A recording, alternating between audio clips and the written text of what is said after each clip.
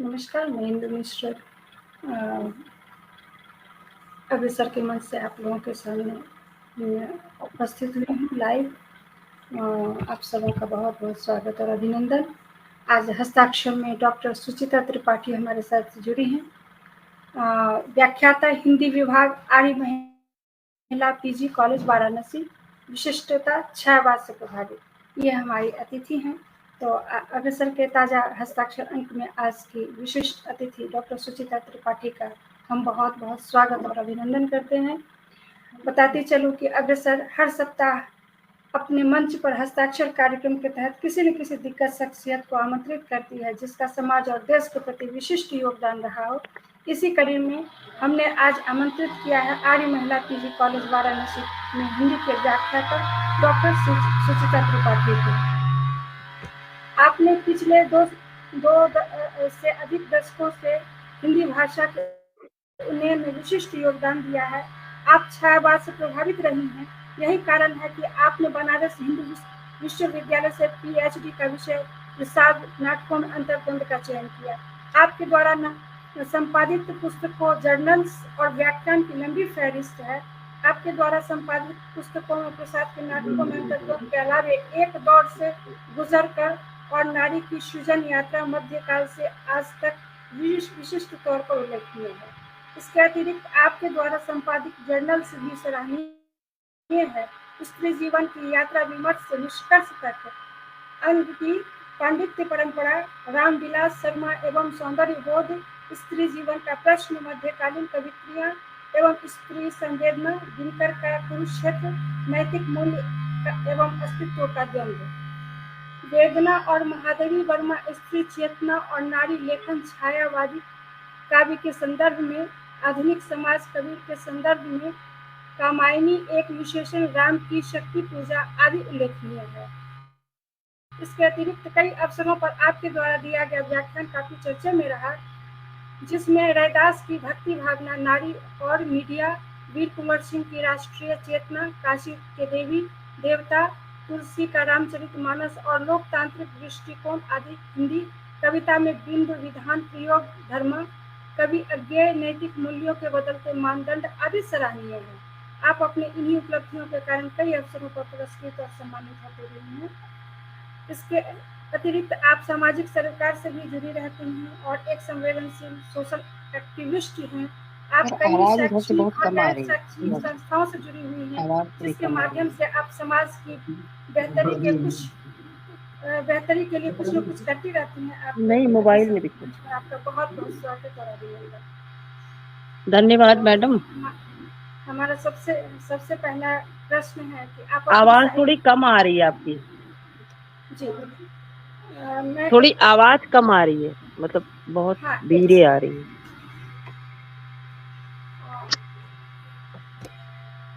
आप अपनी साहित्यिक यात्रा के बारे में हमारे दर्शकों को बताएं, साथ ही भारत में हिंदी की दिशा और दशा पर अपना विचार रखें।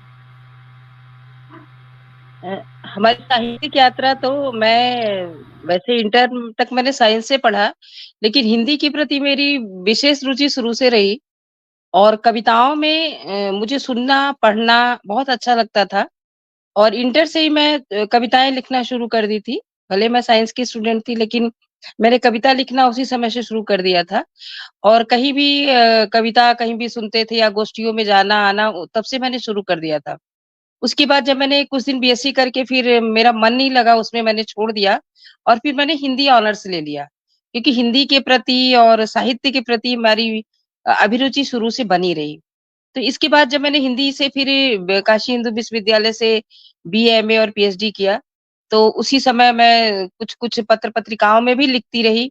जैसे दिल्ली से कुछ पत्रिकाएं हमारे समय में सदाकत बाड़ी वगैरह और आलोचना निकला करती, तो उसमें भी हमारी भी कविताएं छपिया। मध्यकालीन नारी का बदलता स्वरूप और आज का समय। उसके बाद इस पे हमारी पुस्तक भी प्रकाशित हुई। प्रसाद के नाटकों में अंतर्गत मेरी थीसिस जरूर थी, उसको पुस्तक के रूप में मैंने और मॉडिफाई करा के किया। फिर अभी कुछ दिन पहले मैंने मानस पे भी एक पुस्तक लिखी। तो ऐसे करके साहित्य के प्रति हमारी अभिरुचि कभी कम नहीं हुई। अपने जीवन में व्यस्ततम समय के बावजूद भी, बच्चे छोटे थे या पारिवारिक जो भी गतिविधियां थी, लेकिन साहित्य पढ़ना पढ़ाना हमने कभी बंद नहीं किया। और कभी भी यदि ऐसा होता है व्यस्तता में कि मैं नहीं पढ़ पाती हूँ, तो मुझे बहुत अंदर से गिल्ट फ़ील होता है कि मैंने जीवन में कुछ किया ही नहीं। कहने का तात्पर्य है कि साहित्य के प्रति जो हमारी रुचि थी, किसी भी नकारात्मक परिस्थितियों में या किसी भी संघर्ष में कम नहीं हुआ, बल्कि वो बढ़ता ही गया। और मुझे लगता है कि आज हमारी जो कुछ भी पहचान है, जो कुछ हमारी स्थिति है, जो अ, हमारे मन के जो भाव हैं, जो मुझे बहुत अच्छे फ़ील होते हैं, वो साहित्य की वजह से। यदि मैं साइंस से पढ़ी होती और साहित्य में ना आई होती, शायद मुझे इतनी खुशी ना मिलती, जितना साहित्य में आकर के मुझे मिला।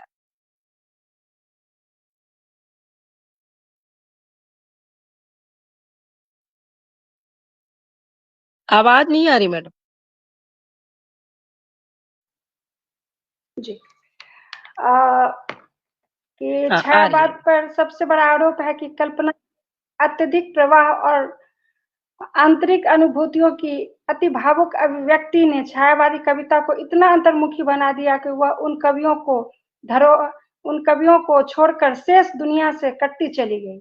इस पे आप क्या कहेंगे? सबसे बड़ी बात साहित्य के इतिहास को यदि हम देखें, तब जब किसी भी चीज़ की अतिशयता होती है, तो एक नए युग का प्रारंभ होता है।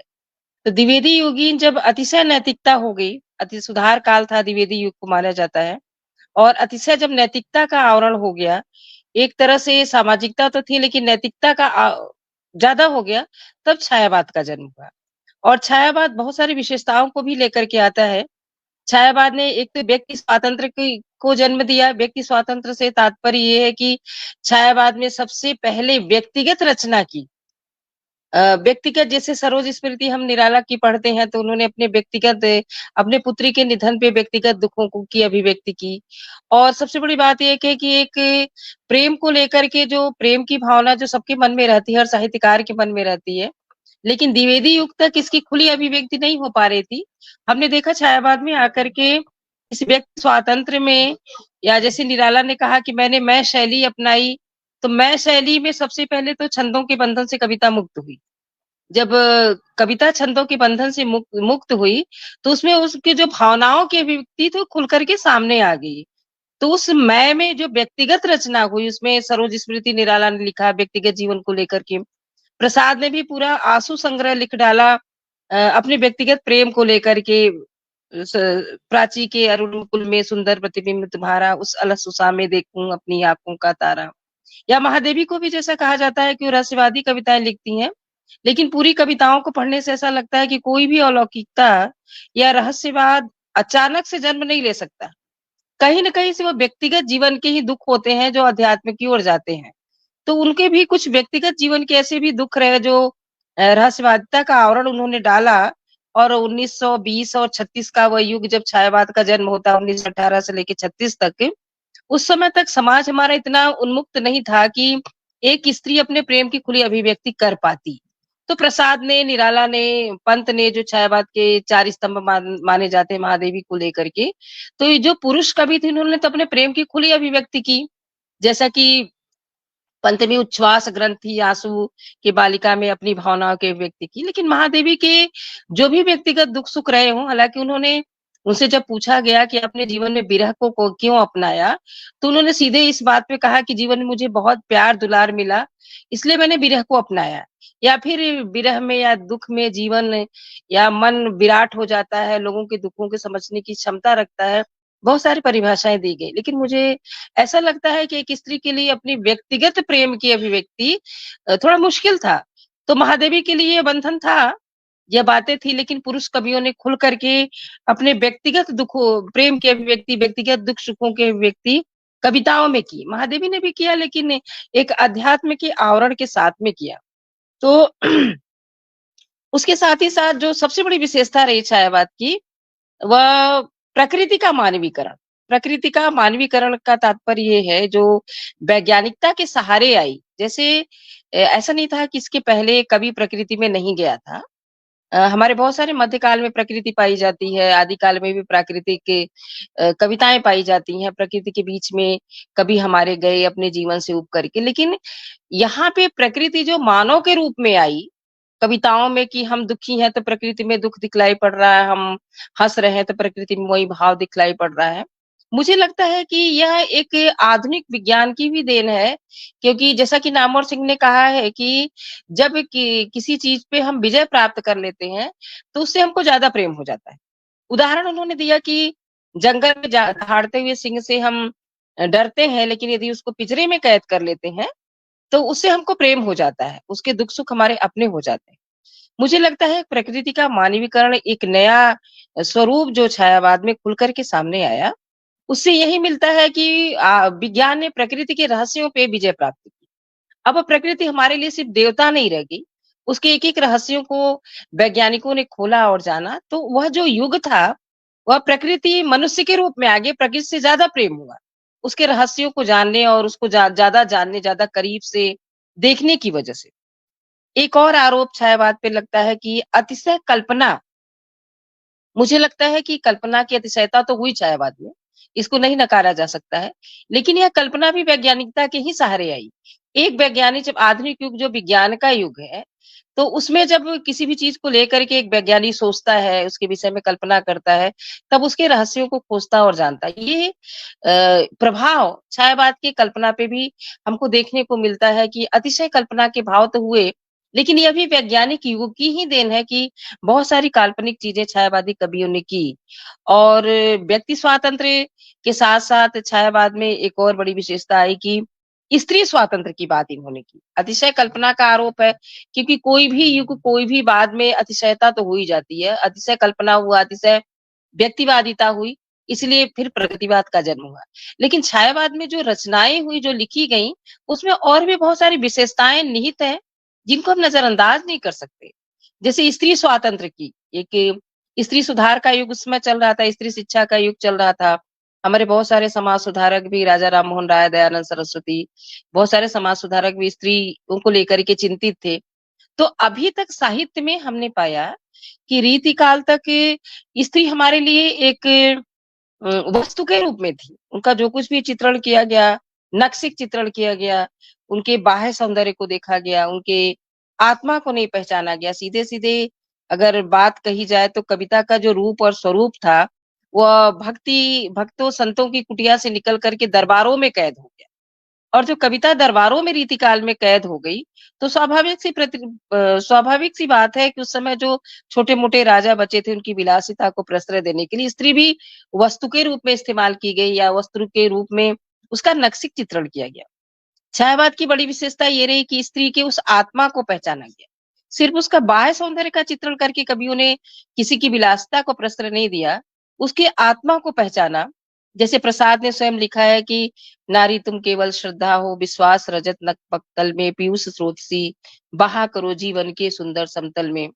या फिर तुम भूल गए पुरुषत्व मोह में कुछ सत्ता है नारी की, समरसता ही संबंध बनी अधिकार और अधिकारी की। से बहुत सारी कविताएं, शशिमुख पर घूंघट डाले, अ, जीवन में आए, बहुत सारी ऐसी कविताएं लिखी गई जिसमें स्त्री स्वातंत्र्य या स्त्री चेतना की बात आती है। यह प्रश्न भी उठता है कि जब प्रसाद लिख रहे होते हैं कि नारी तुम केवल श्रद्धा हो, इसमें बहुत सारी टीका टिप्पणी की गई, बहुत सारे आलोचकों ने इस पे आरोप लगाया कि नारी सिर्फ श्रद्धा है। मुझे लगता है कि जो युग था, जो समय था, उसमें स्त्री स्वातंत्र्य में इतना ही लिखा जा सकता था। बहुत उन्मुक्त चित्रण नहीं किया जा सकता था। तो वो प्रयास हमारी कवियों ने किया है अपनी कविताओं में स्त्री स्वातंत्र्य को लेकर के। और जो उस समय पराधीन भारत था, पराधीनता को लेकर के, मैं यह बात इसलिए कह रही हूँ कि अतिशयता तो बाद में आई, उससे पहले छायावाद में बहुत सारी विशेषताएँ निहित थी। जैसे उन्होंने राष्ट्र प्रेम को लेकर के बहुत सारी कविताएँ लिखी। उस समय पराधीन भारत को जगाने के लिए हमारे कवियों ने अपनी लेखनी के माध्यम से, छायावादी कवियों ने अपनी लेखनी के माध्यम से जितना कुछ प्रयास कर देते थे, एक अच्छा प्रयास उन्होंने किया। जैसे प्रसाद ने लिखा हिमाद्रि तुंग श्रृंग से प्रबुद्ध शुद्ध भारती स्वयं प्रभा समुज्ज्वला स्वतंत्रता पुकारती अमर्त्य वीर पुत्र हो दृढ़ प्रतिज्ञ सोच लो प्रशस्त पुणे पथ है बढ़े चलो बढ़े चलो। तो ऐसी बहुत सारी कविताएं राष्ट्र प्रेम को लेकर के लिखी गई। और प्रसाद ने तो अपने नाटकों में भी ऐसी बातें की जिससे राष्ट्र प्रेम लोगों के अंदर जागृत हो। या सबसे पहले उन्होंने गुप्त काल को लिया, जो अपने इतिहास का स्वर्ण युग माना जाता है, उसका उदाहरण देकर के वो 9 नाटकों की रचना उन्होंने की। इसको लेकर के प्रसाद पे भी आरोप लगाया गया कि गड़े मुर्दे उखाड़ते हैं। लेकिन मुझे ऐसा लगता है कि इतिहास को दोहराना तो कवि का उद्देश्य नहीं था, मूलतः तो ये कवि थे। नाटकों की रचना करना लोगों के मन में देश प्रेम की भावना को जागृत करना था। एक समृद्ध भारत के जो उनकी सोच थी उसको लेकर के उन्होंने रचना की। एक और बात आती है कि उस समय 1936 का समय हम लोग सोच सकते हैं कि किसी भी वैवाहिक बंधन को चुनौती देना लोगों के वश में नहीं था, किसी सामाजिक सुधारकों के भी वश में नहीं था। ध्रुवस्वामिनी नाटक आप पढ़ेंगे प्रसाद का, तो उन्होंने ध्रुवस्वामिनी के माध्यम से जो अभिव्यक्त कराया है कि रामगुप्त दुराचारी रहता है, चंद्रगुप्त से वो प्रेम करती हैं। तो सीधे-सीधे जो विवाह बंधन को नकारती हैं कि विवाह का एक मंत्र जो कील की तरह गड़ गया है, वो हमारे साथ नहीं चल सकता है। यदि तुम हमारी रक्षा नहीं कर सकते, तो मुझे बेच नहीं सकते हो। तो ऐसे बहुत सारे प्रसंग जो अपने समय से जाकर के भी उन्होंने उस 1936 के दौर में प्रसाद ने लिखा, निराला ने लिखा। जैसे आज के उसकी प्रासंगिकता की बात करें, राम की शक्ति पूजा जब वो लिख रहे होते हैं, तो उसमें उन्होंने लिखा है कि सच को लेकर के जो सत्य और असत को उन्होंने बनाया है कि राम और रावण के युद्ध के रूप में जो प्रतीकात्मक रूप से इसकी रचना की है। आज भी अगर हम स्थितियाँ, परिस्थितियाँ देखें, तो आज वह समय हमको देखने को मिलता है, आज भी उसकी प्रासंगिकता इन सारे कविताओं को हमको देखने को मिल जाती हैं कि किस तरह से एक व्यक्ति सच के रास्ते पे चलता हुआ उसको बहुत स्ट्रगल करना पड़ता है, बहुत संघर्ष करना पड़ता है नौकरी पाने के लिए या कहीं भी समाज में अपनी स्थिति को बनाने के लिए। तो ऐसी बहुत सारी कविताएँ, बहुत सारी रचनाएँ गद्य और पद्य में, छायावाद में हमको देखने को मिलती हैं, जिससे कवियों का वह एक विराट और व्यापक सांस्कृतिक और सामाजिक चेतना देखने को मिलती है। व्यक्ति स्वातंत्र्य के साथ-साथ या अतिशय व्यक्तिवादिता और कल्पना तो बाद में आई, लेकिन उसके बीच में हम पाएँगे कि ऐसी बहुत सारी समृद्ध रचनाएँ हुई, जिसमें पूरा का पूरा अपना सांस्कृतिक बोध, भक्ति काल का समय तो भक्ति का था, लेकिन इस समय का जो था वो एक सांस्कृतिक चेतना कवियों की कविताओं में या उनकी रचनाएँ में हमको देखने को मिलती है। अतिशय कल्पना हुआ, व्यक्तिवादिता अतिशय हुई, इसलिए बाद में प्रगतिवाद का जन्म हुआ। लेकिन ये तो बाद में हुआ, लास्ट में, अंत में हुआ।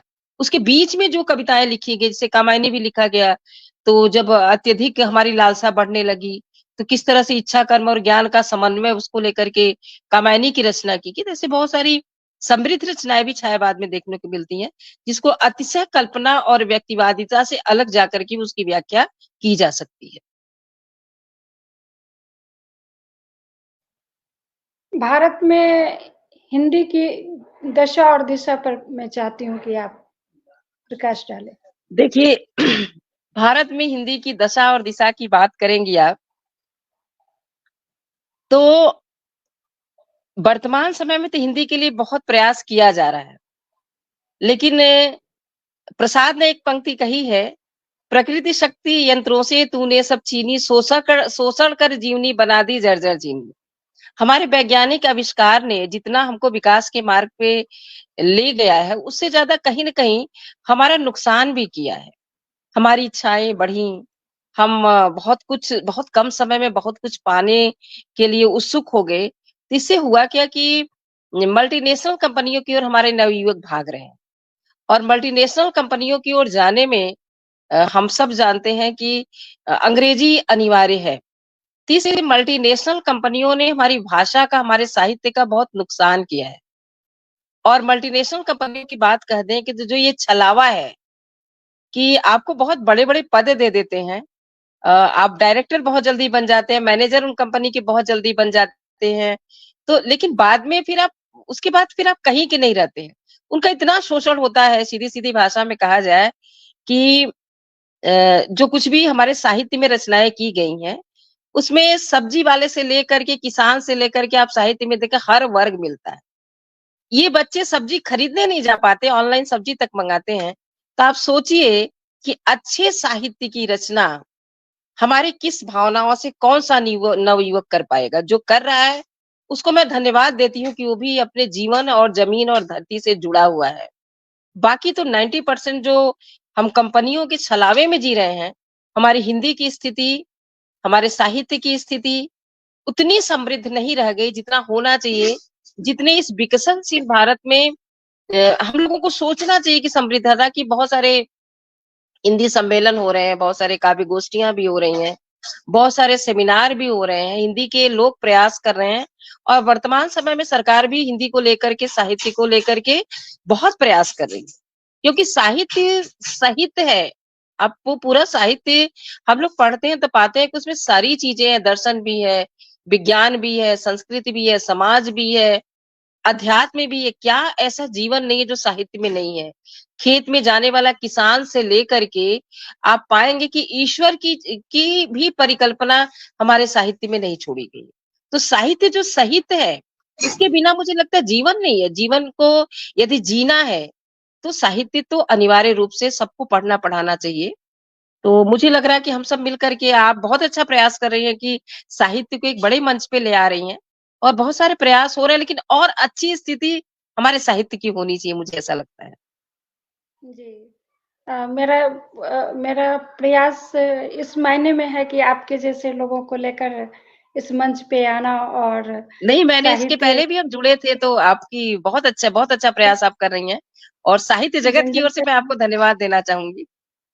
नहीं, धन्यवाद आप सबों का कि आप लोग इस तरह से इस साहित्यिक मंच को सहयोग कर रही हैं।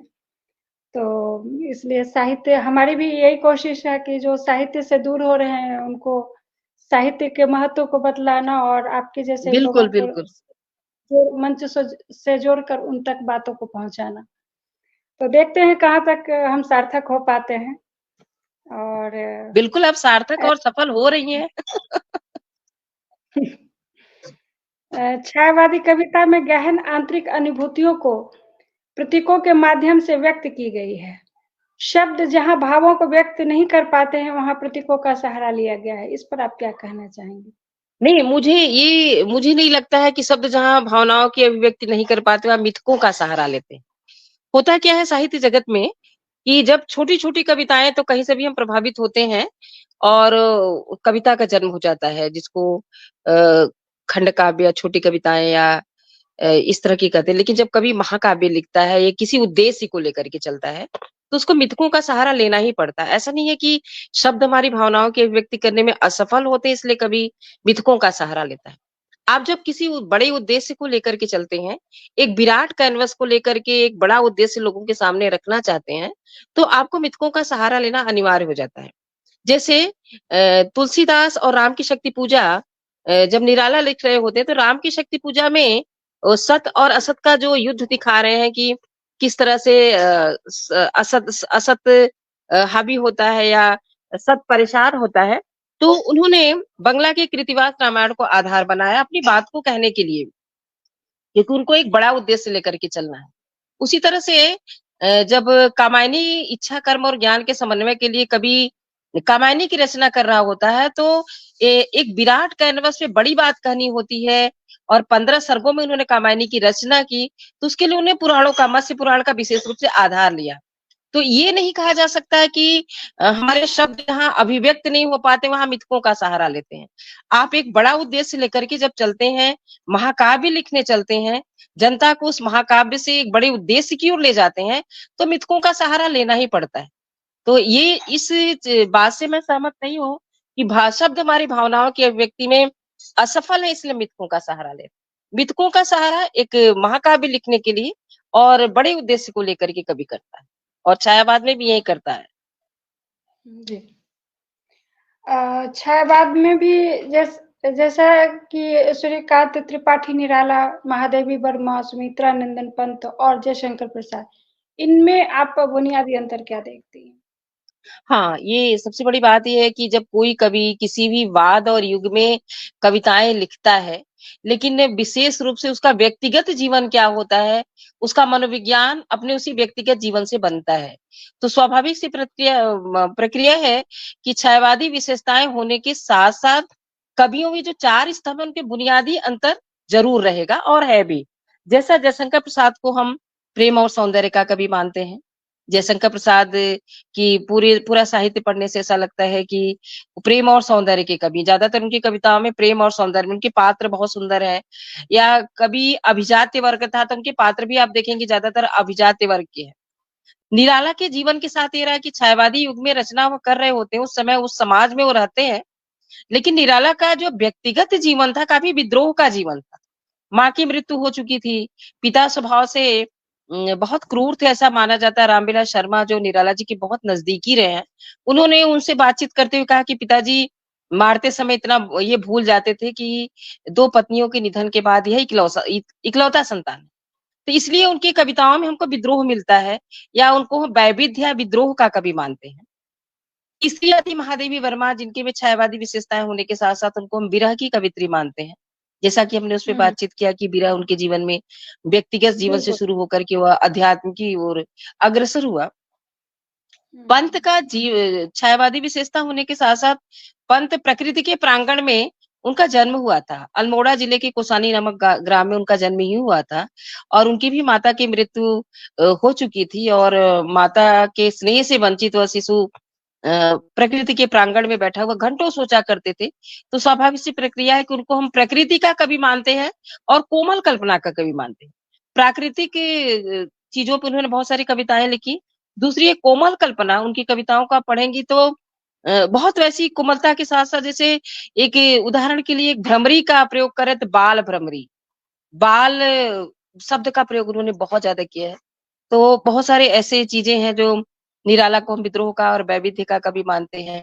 प्रसाद को प्रेम और सौंदर्य का कवि मानते हैं और पंत का प्रकृति और कोमल कल्पना का कवि मानते हैं और महादेवी वर्मा को हम विरह की कवियत्री मानते हैं। तो छायावादी विशेषताएँ सब में होते हुए बुनियादी चारों का जो व्यक्तिगत जीवन से जो मनोविज्ञान बना है, वह व्यक्तिगत अंतर चारों में ये देखने को मिलता है। जी।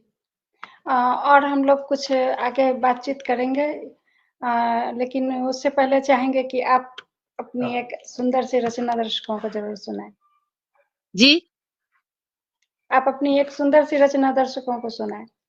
अभी अपनी रचनाएँ तो इतनी याद नहीं रहती हैं। तो अभी आप बोली होती तो मैं लेके आती अपनी रचना अभी तो मुझे याद नहीं आ रहा है, कौन रचना मैं आपको सुनाऊँ? चलिए मैं अपनी रचना फिर आपको सुना दूँगी, अभी मुझे फ़िलहाल याद नहीं है रहती रचना, जो मैं लिख देती हूँ, लिख के मैं भूल जाती हूँ। अच्छा।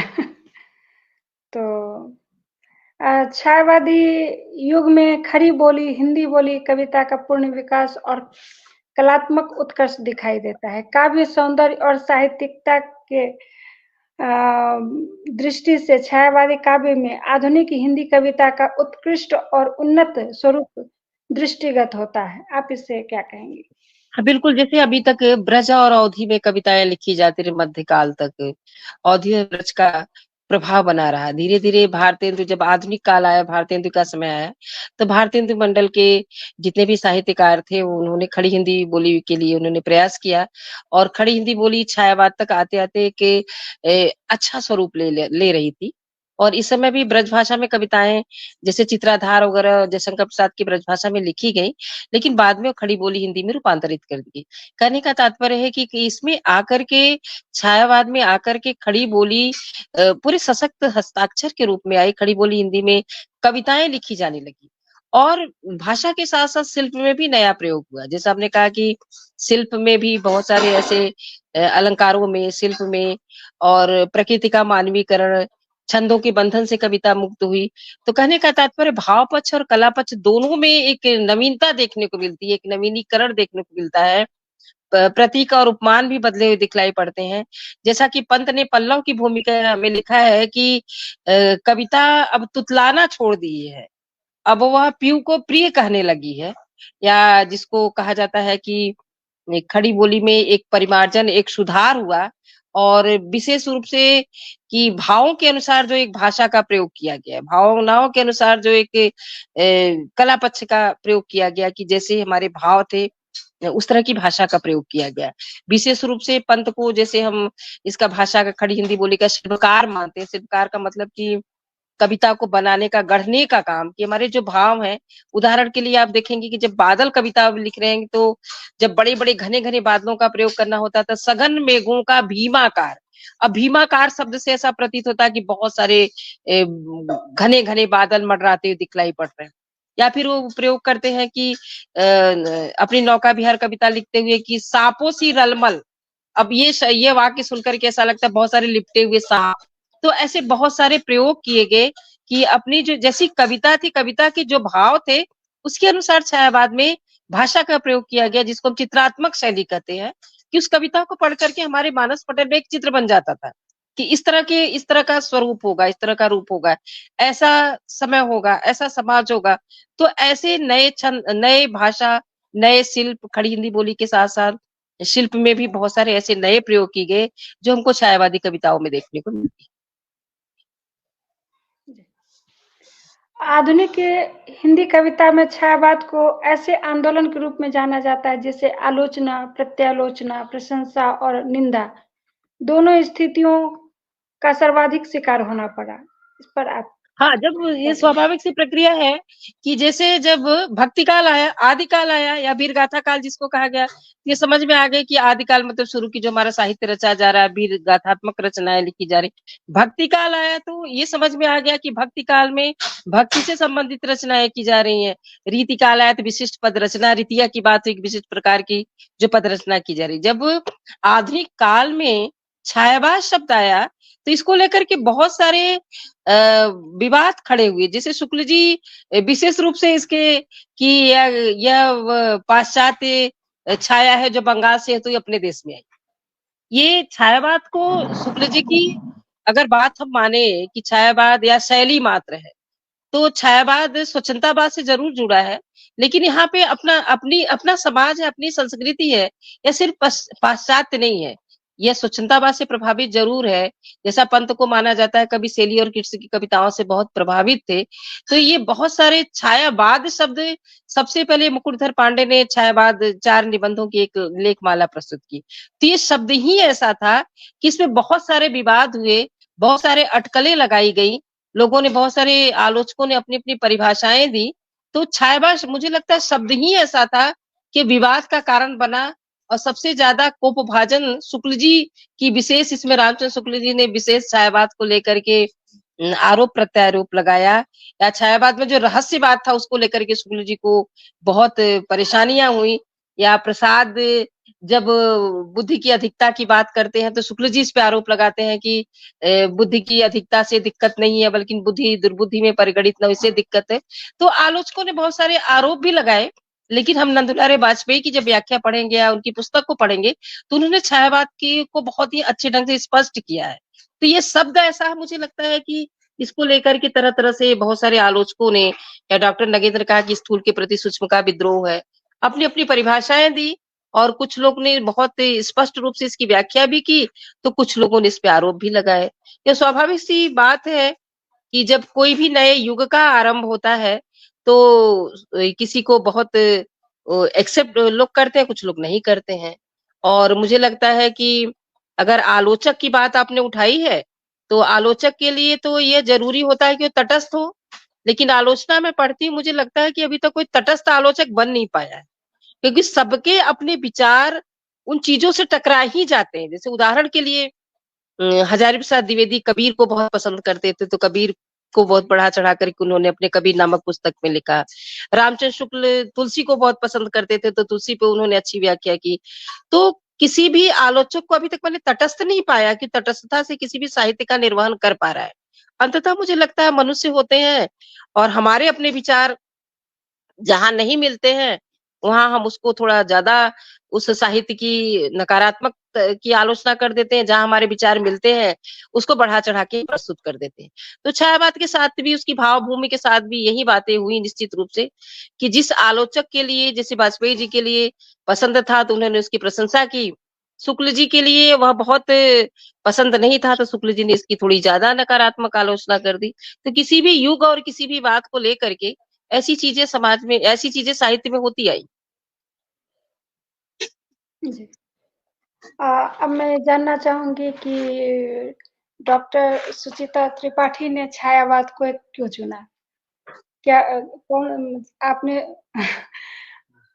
उसमें आपने पीएचडी की और कैसे देखिए, आपने इस और ये आपको आपका बड़ा प्रभावित कैसे सार्थक प्रश्न है मेरे लिए कि छायावाद में जयशंकर प्रसाद हमारे प्रिय कवि थे और हॉस्टल के छोटे से रूम में बैठ कर के पीएचडी करने से पहले मैंने उनका पूरा साहित्य एक-एक लाइन पढ़ डाला। और इसलिए पसंद है कि प्रेम और सौंदर्य उनकी कविताओं में बहुत प्रेम मिलता था और थोड़ा-सा बचपन से संवेदनशील हम ज़्यादा रहे हैं।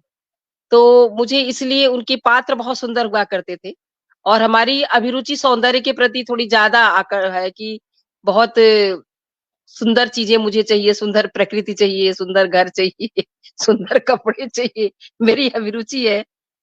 सुंदर लोग मुझे अच्छे लगते हैं।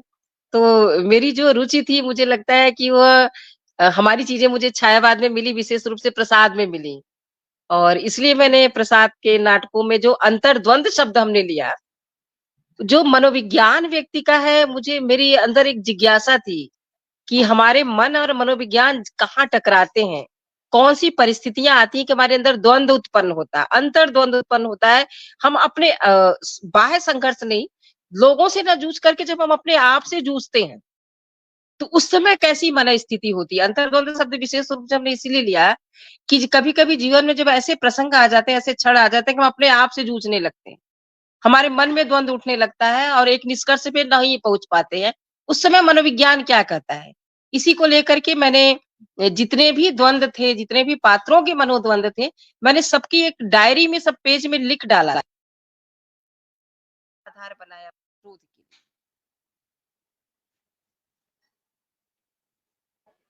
आवाज़ नहीं आ रही।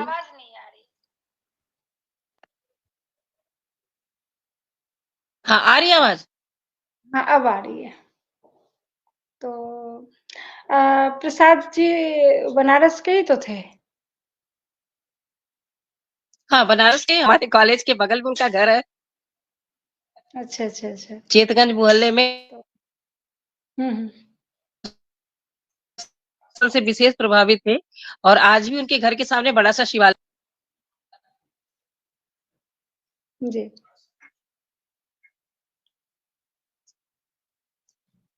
और मैं चाहूँगी कि प्रसाद जी की सौंदर्य बोध पे कुछ पंक्तियाँ आप हमारे दर्शकों को ज़रूर सुनाएँ। उनकी बड़ी सुंदर-सुंदर तो पढ़ेंगी जैसे उनके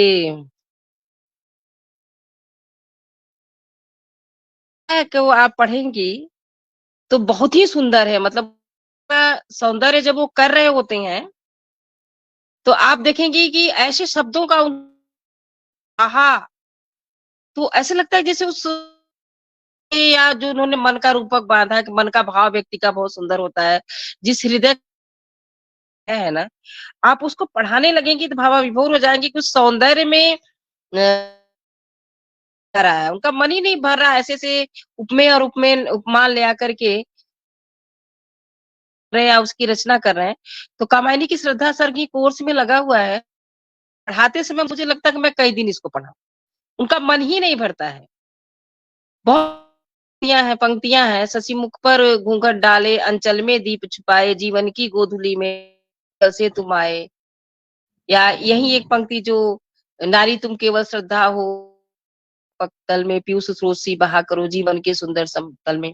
या जब वो प्रेम काव्य आंसू काव्य तो बहुत सुंदर-सुंदर पंक्तियाँ हालाँकि वह विरह काव्य माना जाता है कि वो तो एक बड़े अभिजात्य परिवार के थे, तो जो पहले की हमारे बड़े परिवारों में चूड़ी पहनाने वाली, गाने वाली, बहुत सारे लोग आया शब्द का बार-बार प्रयोग उनकी कविता आंसू काव्य में आता है। श्यामा शब्द कई बार प्रयोग है कि आलोचकों ने ऐसा अनुमान लगाया है कि श्यामा नाम की एक आने वाली थी जो उनके घर आया करती थी, प्रेम हो गया था। और यह भी माना जाता है कि श्यामा बहुत सुंदर थी। ने 3-3 शादियाँ ज़रूर की थी, लेकिन उनका प्रेम संबंध भी रहा। तो अब प्रेम जो भी रहे उसको खुल कर के अभिव्यक्ति तो नहीं दी, लेकिन आंसू काव्य उनका जो प्रेम काव्य ही है। प्रेम नहीं होगा मुझे पढ़ कर के ऐसा लगता है विवाहेतर कोई संबंध या उन्होंने जो किया था, तो उसकी भी पंक्तियाँ बहुत सुंदर-सुंदर है या कि जैसे कि किसी भी स्त्री से जब वो कोई कवि या कोई साहित्यकार प्रेम कर रहा का वो प्रेम देखता है, उसके मन में वो शारीरिक आकर्षण नहीं है। कोई ऐसा से वो प्रेम करता है। उसकी किसी शारीरिक चेष्टा पे वो नहीं रीझता है, बल्कि उसकी सौंदर्य है, जो उसके भाव है, जो उसकी रागात्मिकता वृत्ति है, उससे कभी रीझ रहा है और उसकी प्रसाद की कविताओं में देखने को हमको मिलता है। एक प्रश्न है कि छायावाद पर अत्यधिक व्यक्तिवादी होने का आरोप कितना सही है? हाँ, बाद में शुरू में तो बहुत सारी सांस्कृतिक और सामाजिक, लेकिन व्यक्तिवादिता का आरोप छायावाद पे लगता है। लेकिन मुझे ऐसा लगता है व्यक्ति स्वातंत्र्य की को जन्म तो छायावाद में मिला, लेकिन इनका व्यक्तिवादी हो जाती, पूरा का पूरा समाज उसमें आ जाता है, सिर्फ वो व्यक्तिवादी रह कर बन करके नहीं रह। उदाहरण के लिए जब सरोज स्मृति निराला लिख रहे होते हैं, तो एक जिक्र वो कर, जो कुल कुलांगार खाकर पत्तल में करे चित, ऐसे बहुत सारे समाज का चित्रण करते हैं, समष्टिगत सामाजिक हो जाते हैं। उसी तरह से महादेवी वर्मा भी जब किसी या रहस्यवादी कविता की सृष्टि करती हैं, तो वह अध्यात्म और सांस्कृतिक चेतना का प्रतीक बन जाता है। पंत के भी कविता लें, या बहुत सारी ऐसी कविताएं जो उनकी प्रेम से संबंधित कविता, उसको भी पढ़ेंगे तो आप पाएंगे कि पूरी की पूरी प्रकृति है, आत्म है, हमारी सांस्कृतिक और सामाजिक चेष्टा है। तो जरूर लगता है, लेकिन मुझे पढ़ करके ऐसा लगता है मैंने बहुत ही गहराई से इन कवियों आ जाता है, और सिर्फ व्यक्तिवादी शीर्षक जरूर होता है, लेकिन उस मारा जाता, हमारी सांस्कृतिक चेतना आ जाती है, उसमें झलकने लगता है। इसलिए आलोचकों के अपने अपने मंतव्य होंगे, अपने अपने आरोप होंगे। शीर्षक दे देने से कविता सिर्फ व्यक्तिवादी हो गई। सामाजिकता भी है, कुछ एकाक दो कविताओं में हो सकती हैं, तो ये दो चार कविताओं को पूरा का पूरा इस तरह से समग्र कविताओं के ऊपर ये आरोप हम नहीं लगा सकते। आपकी आवाज कट कट के आ रही है, एक बार थोड़ा माइक को आप ठीक करें। जी, हमारी वर्तमान शिक्षा प्रणाली में हिंदी के परिप्रेक्ष्य में आप कैसे देखती हैं? हमारी राष्ट्रीय शिक्षा नीति है, एनएपी 2020 राष्ट्रीय शिक्षा, उसमें हिंदी को लेकर के बहुत सारा काम किया गया है, और मुझे लगता है ये अगर इस तरह से लागू, तो हिंदी का सिलेबस या जो बनाया जा रहा है, हिंदी पे जो काम किया जा रहा है, पाएंगे कि सिर्फ हिंदी भाषा ही नहीं, हमारी पूरी की पूरी जो सभ्यता और संस्कृति है, भारतीयता है, वो उसमें आ जाएगी। और मुझे लग रहा है कि उसपे काम शुरू हो चुका है, वर्तमान शिक्षा प्रणाली में उसपे वर्तमान सरकार काम कर रही है, और आने वाले मुझे लगता है ज्यादा दिन नहीं, अगर 4-5 सालों में इंफ्रास्ट्रक्चर डेवलप हो गया, उसपे राष्ट्रीय शिक्षा नीति पे पूरा हम लोग काम कर ले गए, या हमारे जितने भी पदाधिकारी उस पे काम कर ले गए, तो पूरी की पूरी हिंदी और हमारी भारतीयता की झलक हमारे शिक्षा पे दिखलाई देगी। और हम ये उम्मीद करते हैं कि हमारी राष्ट्रीय शिक्षा नीति जरूर लागू होगी, जिसमें हिंदी के साथ साथ पूरी भारतीयता का प्रश्न जुड़ा हुआ है। जी, तो अब हमारा अब इच्छा तो थी कि मैं आपकी पंक्ति भी सुनूं और दर्शकों को भी सुनाऊं, लेकिन फिर कभी आप मौका देंगी और मैं इस तरह का आयोजन करूंगी। काव्य गोष्ठी होती रहती है जी हमारे मंच जी। से, तो हम फिर कभी साथ होंगे और अच्छी रचनाएं आपकी सुनेंगे तब। और आपका बहुत बहुत आभार, आपने इतना कीमती समय अग्रसर के लिए निकाला और हमारे दर्शकों को इतनी अच्छी जानकारी मिली। तो हम लोग फिर मिलेंगे। धन्यवाद आपको, आपने मुझे ये मंच दिया अपनी बात को कहने के लिए और हमारे प्रिय विषय पर, इसलिए आपको बहुत बहुत धन्यवाद, हार्दिक धन्यवाद। हम लोग फिर इकट्ठे होंगे और बिल्कुल। फिर हम लोग अच्छी अच्छी रचनाएं सुनेंगे आपके। जी जी बिल्कुल। धन्यवाद, शुभ रात्रि। नमस्ते नमस्ते।